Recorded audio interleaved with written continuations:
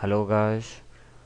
Today we're going to be taking a look at a mouse drag script. So it'll be something like this. You drag it, then you can leave it. Again, you can drag it. Yeah, you can do things. So I did check out things on YouTube, and I just googled mouse drag scripts. I found them to be very complicated. No, I just got such a short piece of code. You see, it's like it's too short, it's easy. So yeah, I just thought that I'll be making a tutorial on it. So let's get started. um, I will create a new scene. I'll create another game object called cube. I'll position it to 0. I'll create another game object directional light. Now I'll go on the cube object. I'll add in component new script, and it'll be drag script.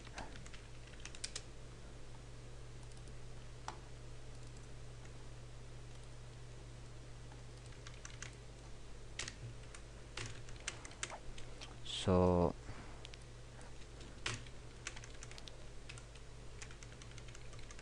I'll create another new variable. I'll create a variable called drag, that is of type boolean. I'll set this to false.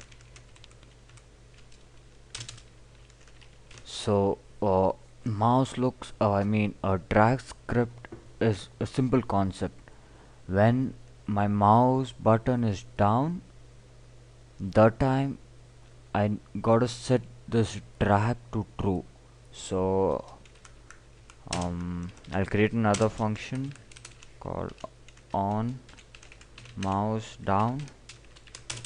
On mouse down, then drag equals true.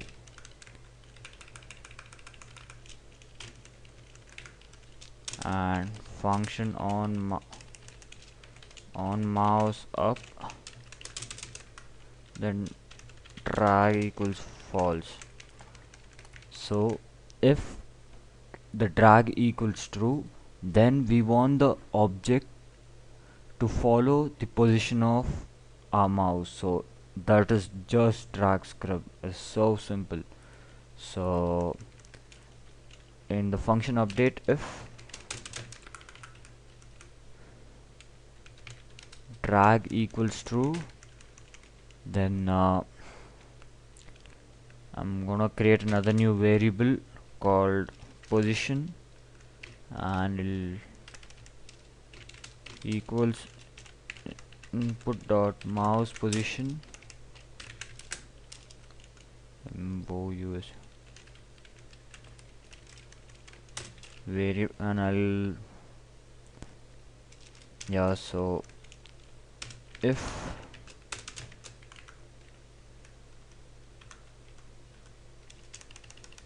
okay, position dot z equals 1, position equals camera dot main dot screen to world point and position. So now we gotta uh, create the coordinates from screen point to world point, so that the object gets the position. It's like from screen to world point. uh, I hope you guys understand this. So then it's transform dot position equals pause. So let's see how it works.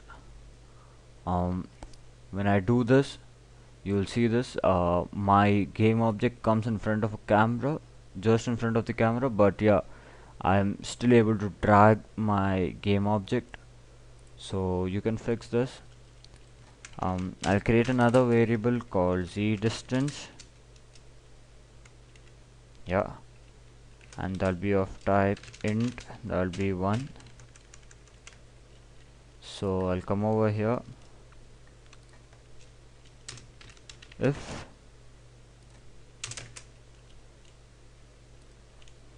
z distance is greater than 0,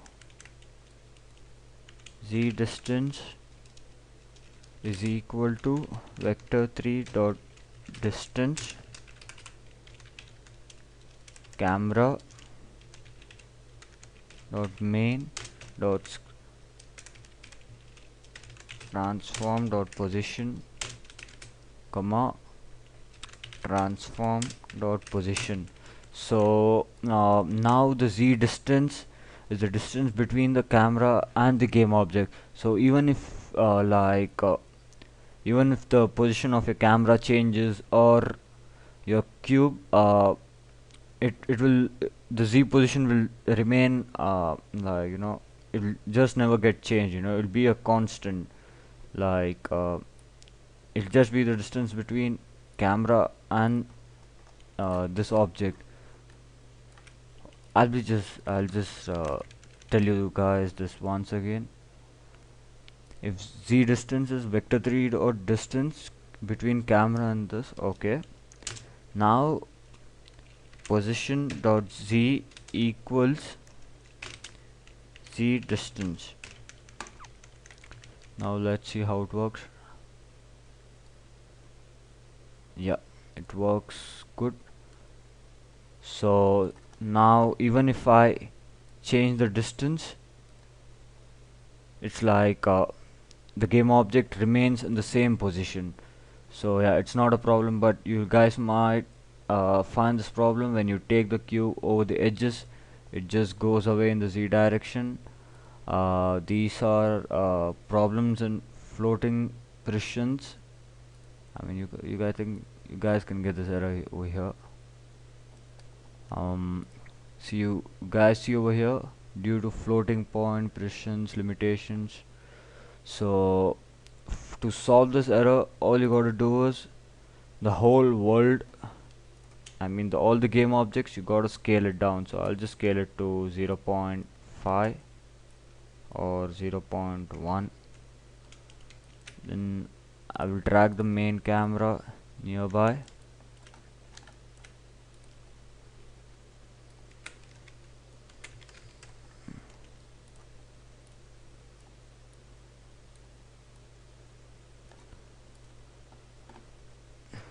Now if you see, it must be working well. It doesn't go back.